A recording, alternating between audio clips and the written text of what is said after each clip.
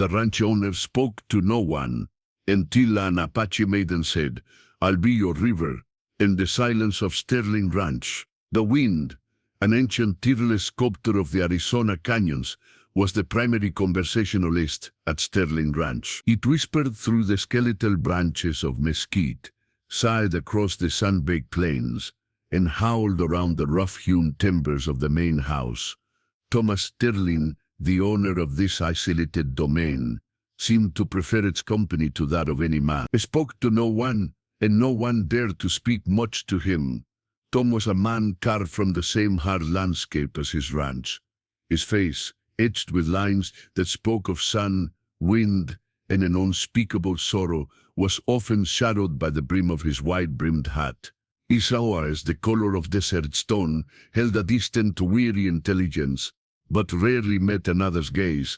He moved with the quiet efficiency of a predator, his tall, lean frame, accustomed to the saddle and the unforgiving terrain. He ate his meals in silence, tended his small herd of longhorns with methodical precision, and repaired his fences with an almost ritualistic dedication. The only sounds he made were the creak of leather, the jingle of spurs, and the occasional guttural command to his trusty but equally taciturn border collie, Old. The Sterling Ranch itself was a testament to resilience, a cluster of sturdy but unadorned buildings nestled in a fold of rugged hills. The main house, a single-story adobe structure, stood sentinel over a corral, a stable, and a water trough, fed by a deep, hand-dug well. It was functional, self-sufficient, and devoid of any warmth or personal touch, much like its owner. Dust was a permanent resident, coating every surface outside, and a thin layer often found its way inside, despite Tom's meticulous habits. Tom's silence was not born of choice, but of tragedy. Years ago, a band of opportunistic outlaws had swept through the valley, not for his cattle, but for a hidden stash of silver that his father had supposedly unearthed. Tom, then a young man brimming with life and laughter, had been away. He returned to find his family, his spirited wife, Mary, and his bright-eyed daughter, Lily, gone. Not killed, but taken, held for ransom. He had ridden after them, a desperate fury fueling his pursuit, but he was too late. He found them days later, ravaged by exposure, thirst, and fear. Mary, clinging to life by a thread, had died in his arms, her last breath a whispered apology for his absence. Lily, though physically unharmed, returned a ghost, her spirit broken, her voice stolen by trauma. Within months, she too had faded, succumbing to a sickness of the heart that no doctor could cure. Tom buried them both under a lone cottonwood tree, its leaves now rustling like mournful whispers in the endless wind. With their passing, his own voice had died. What was there to say when everything that mattered was gone? What words could bridge the chasm of such loss? He retreated into himself, building walls of silence around his grief, becoming the man who spoke to no one. One sweltering afternoon, the monotony of his existence was fractured. He was mending a section of fence near the southern boundary of his land, when Old Blue, usually calm and steady, began to bark, a low, insistent rumble. Tom squinted against the harsh sunlight. A figure was approaching, walking slowly, deliberately, across the scorched earth. It was a woman, no, a young maiden, dressed in simple buckskin, her dark hair braided with feathers and beads. She moved with an innate grace, her bare feet seemingly impervious to the thorns and heat. Her posture was erect, her gaze steady, not with defiance, but with an ancient wisdom that seemed too profound for her years. An Apache maiden. Tom stiffened, his hand instinctively going to the rifle sheathed on his saddle. Though the Apache tribes in the region were largely peaceful, tensions often ran high between settlers and natives. He watched her approach, his heart a cold, hard knot in his chest. She carried nothing but a small leather pouch slung across her shoulder. She stopped at a respectful distance from him, her dark eyes, clear and unblinking, finally meeting his. There was no fear in them, only a calm assessment.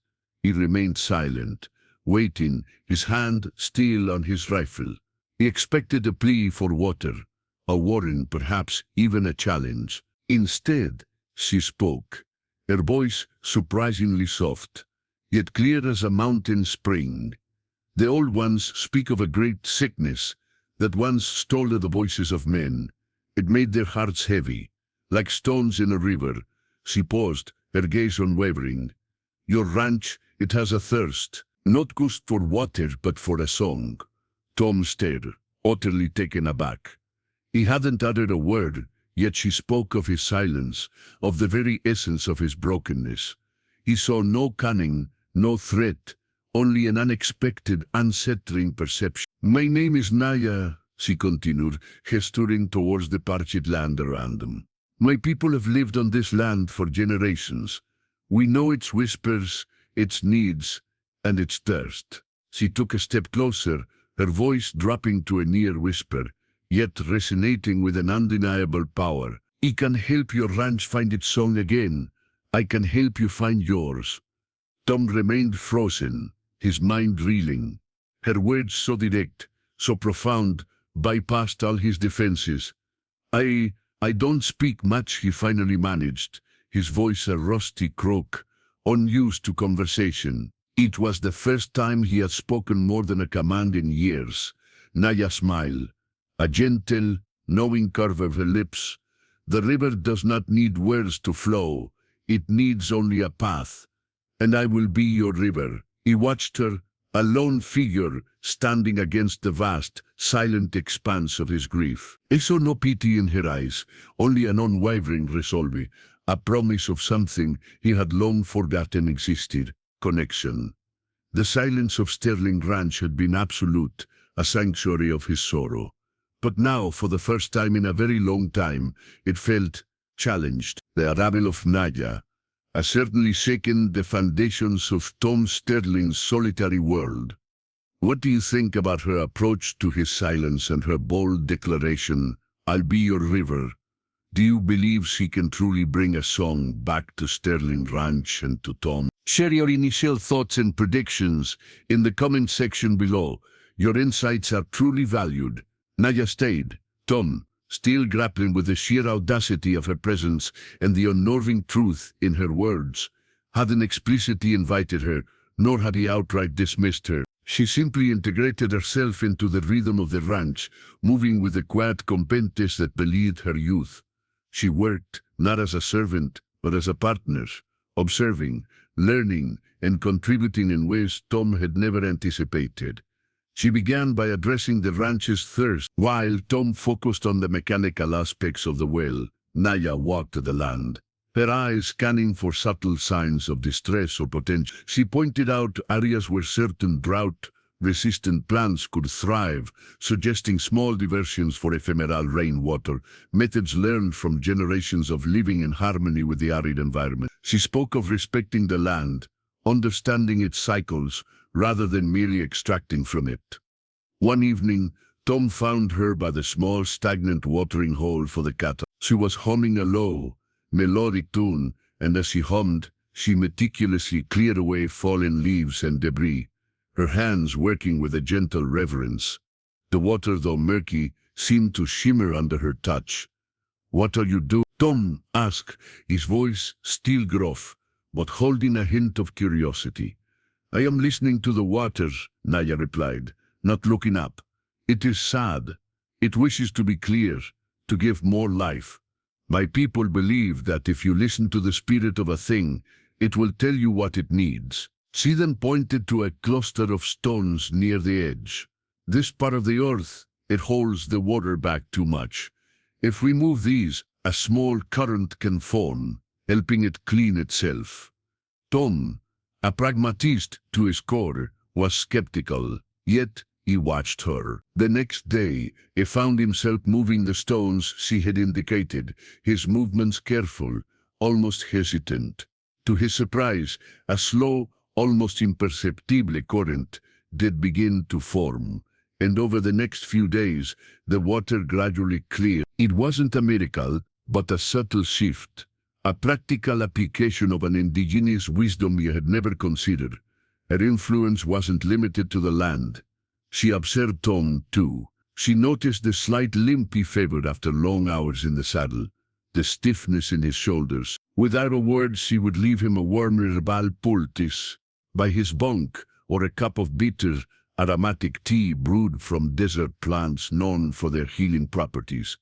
He never asked what they were, but he used them and felt a subtle easing of his aches. Naya respected his silence, never pushing him to speak, but her presence filled the ranch with a different kind of sound. Her soft hums as she worked, the rustle of her buckskin as she moved, the gentle conversations she held with Old Blue, who surprisingly seemed to respond to her with an almost puppy-like devotion. She would tell him stories of her people, of the stars, of the animals, her voice a soothing balm against the harshness of the desert. Tom, though feigning disinterest, often found himself lingering within earshot, absorbing the narratives, the warmth of her voice, painting pictures in his mind, he thought long forgotten.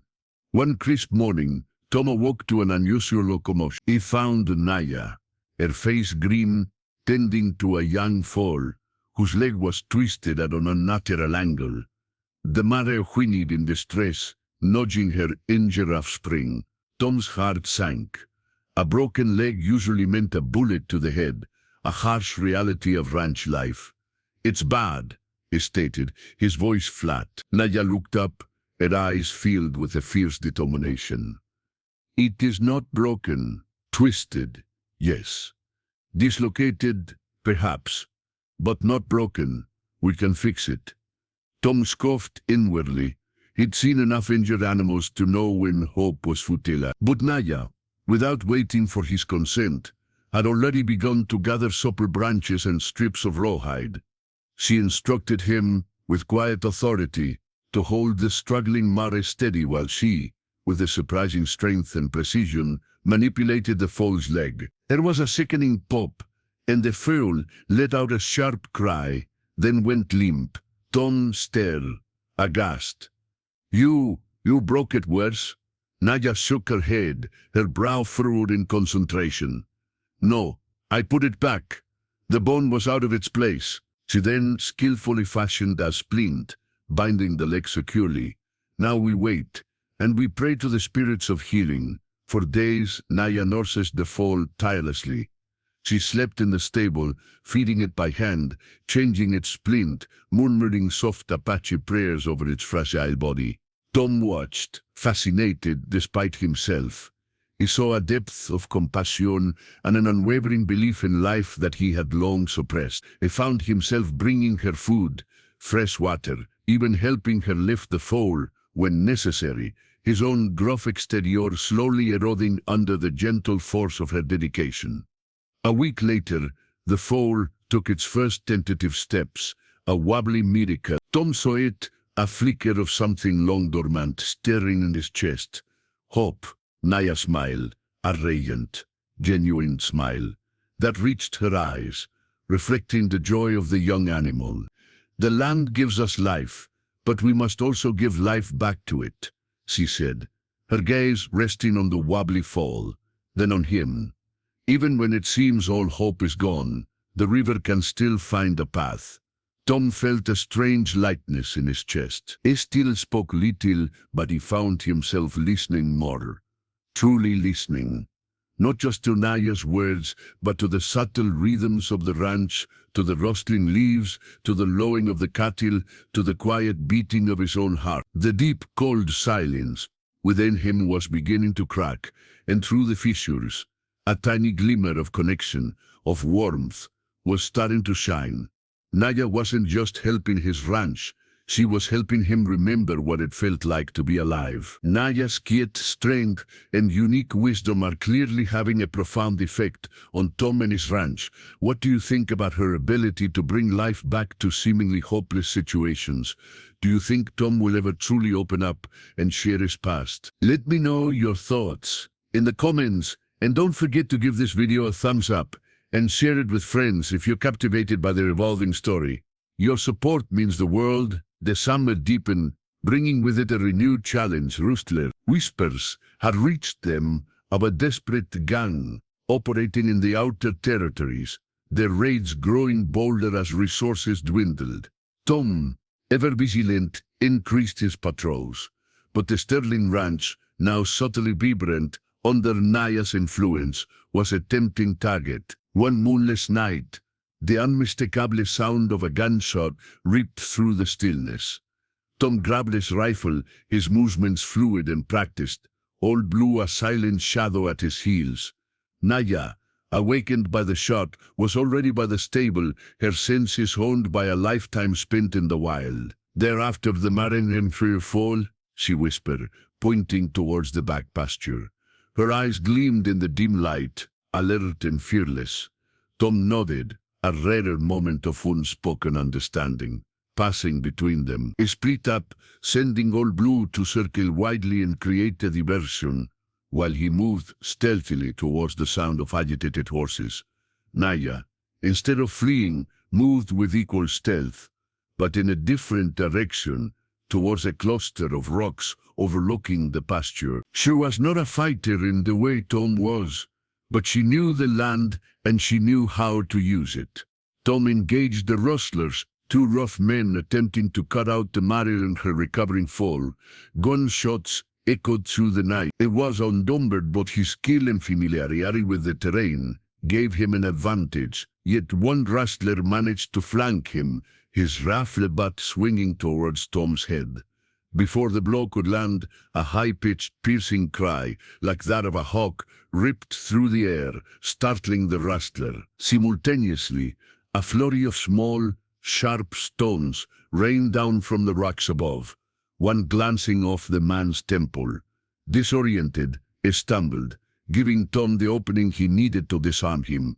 The other rustler, unnerved by the unexpected intervention, fled into the darkness. Once the immediate threat was neutralized, Tom looked up at the rocks. Naya, immersed, her breath coming in short gasps, but her gaze resolute.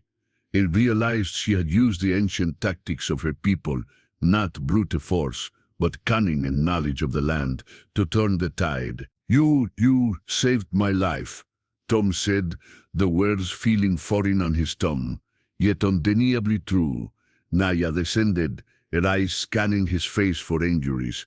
"We saved our ranch," she corrected softly, touching his arm, a gesture of concern that sent a jolt of warmth through him. "You protect with your hands. I protect with the land."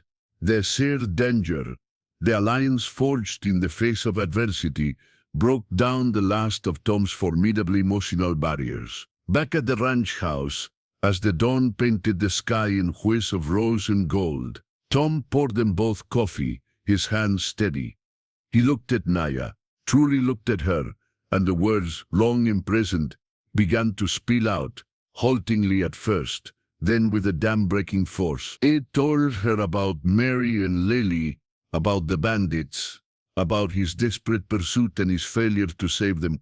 He spoke of the crushing guilt, the unbearable grief that had silenced him, convinced him he didn't deserve to speak, to laugh, to feel anything but the cold ache of loss. He spoke of building his walls of silence, believing it was the only way to survive.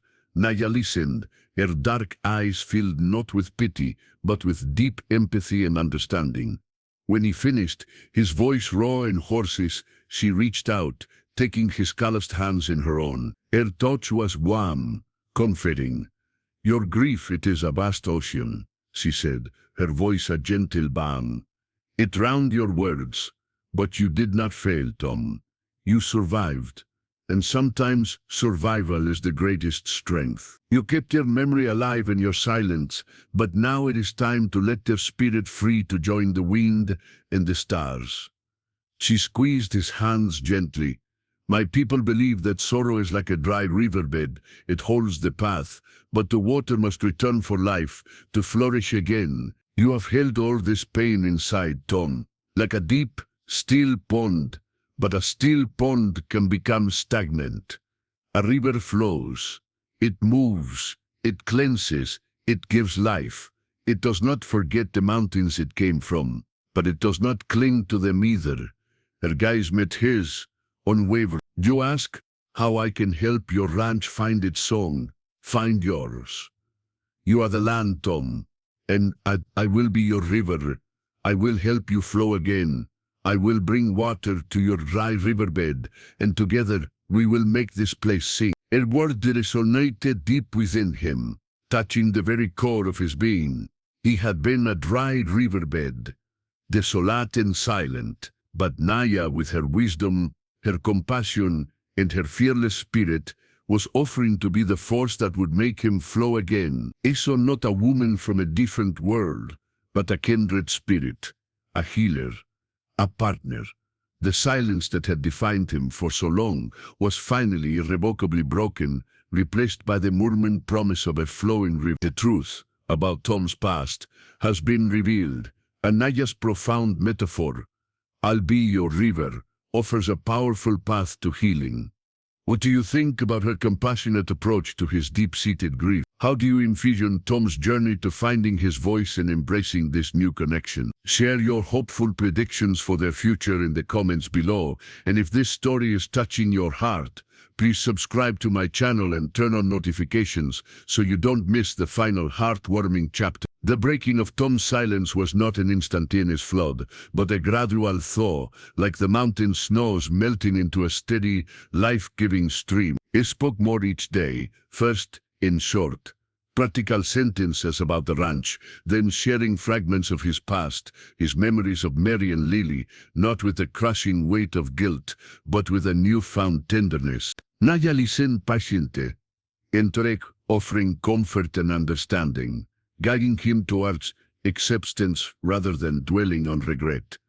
She taught him that true honoring of the dead was not in perpetual mourning, but in living fully, in allowing their memory to inspire joy, not just sorrow. Under Naya's gentle guidance, Tom performed a private ceremony by the cottonwood tree, where Mary and Lily rested. It was not a ritual of despair, but of He spoke their names aloud, shared stories of their laughter, their spirits, and then, with Naya by his side, he scattered seeds of wildflowers around their graves, a symbol of new life, a vibrant testament to enduring love. He no longer felt obligated to hold on to his grief. He chose it to remember, and in remembering he found peace. The Sterling Ranch, once a reflection of Tom's broken heart, began to sing with life. Naya's knowledge of native farming techniques transformed the arid land, creating small, sustainable patches of food. She introduced Tom to different ways of managing the herd, respecting the natural rhythms of the desert. The cattle prospered, the structures were repaired with care, rather than just necessity, and the ranch house, once stark and empty, gradually filled with small touches of Naya's presence, a colorful woven blanket, a collection of smooth river stones, the scent of dried herbs. Their bond depended, woven into the fabric of their daily lives. They worked as one, their strengths complementing each other. Tom, with his steadfastness and practical skill, and Naya with her intuitive wisdom and deep connection to the land and its spirit. Their conversations flowed easily, ranging from the mundane details of ranch work to philosophical discussions about life, death, and the vast, silent beauty of the desert night. One evening, as the sun dipped below the horizon, painting the sky in fiery hues, they sat on the porch, watching old blue chase shadows. Tom reached for Naya's hand, his touch gentle, confident, his eyes, no longer storm clouds but warm, clear pools, met hers. "Naya," he began, his voice rich and full, free of its former rustiness, "you said you would be my river. You have been more than that. You've brought life back to this land, and to me. You taught me that speaking is not just about words, but about connecting, about sharing, about loving." He looked around the thriving ranch, then back at her, his heart overflowing. "I loved Mary and Lily more than life itself, and losing them, it turned me to stone. But you, my Naya, you are the water that carved through that stone. You've shown me that a heart can break and still heal.